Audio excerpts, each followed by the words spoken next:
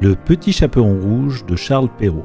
Il était une fois une petite fille de village, la plus jolie qu'on eût su voir. Sa mère en était folle et sa mère grand plus folle encore. Cette bonne femme lui fit faire un petit chaperon rouge qui lui seyait si bien que partout on l'appelait le petit chaperon rouge. Un jour, sa mère ayant cuit et fait des galettes, lui dit « Va voir comme se porte ta mère grand, car on m'a dit qu'elle était malade. Porte-lui une galette et ce petit pot de beurre. » Le petit chaperon rouge partit aussitôt pour aller chez sa mère grand qui demeurait dans un autre village. En passant dans un bois, elle rencontra Compère le loup qui eut bien envie de la manger. Mais il n'osa à cause de quelques bûcherons qui étaient dans la forêt. Il lui demanda où elle allait. La pauvre enfant, qui ne savait pas qu'il était dangereux de s'arrêter à écouter un loup, lui dit « Je vais voir ma mère grand et lui porter une galette avec un petit pot de beurre que ma mère lui envoie. »« Meurt-elle bien loin ?» lui dit le loup. « Oh oui, dit le petit chaperon rouge.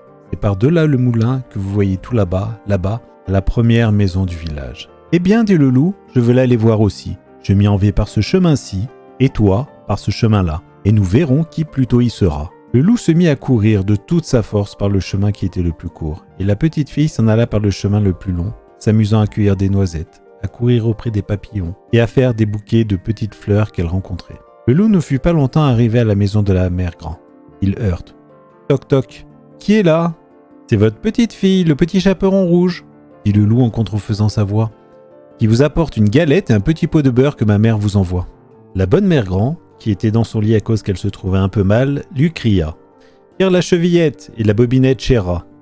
Le loup tira la chevillette et la porte s'ouvrit. Il se jeta sur la bonne femme et la dévora en moins de rien, car il y avait plus de 3 jours qu'il n'avait mangé. Ensuite, il ferma la porte et s'en alla coucher dans le lit de la mère grand, en attendant le petit chaperon rouge, qui quelque temps après vint heurter à la porte. Toc toc, qui est là ?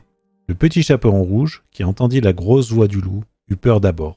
Mais croyant que sa mère grand était enrhumée, répondit « C'est votre petite fille, le petit chaperon rouge, qui vous apporte une galette et un petit pot de beurre que ma mère vous envoie. » Le loup lui cria en adoucissant un peu sa voix « Tire la chevillette et la bobinette chéra !»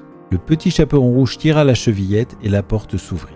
Le loup, la voyant entrer, lui dit en se cachant dans le lit sous la couverture « Mets la galette et le petit pot de beurre sur la huche et viens te coucher avec moi. » Le petit chaperon rouge se déshabille et va se mettre dans le lit, où elle fut bien étonnée de voir comment sa mère grand était faite en son déshabillé.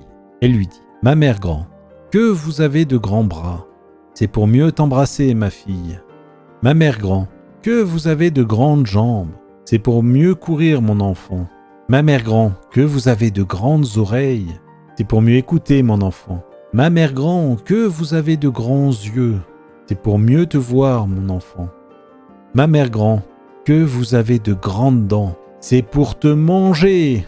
Et, en disant ces mots, ce méchant loup se jeta sur le petit chaperon rouge et la mangea. Moralité.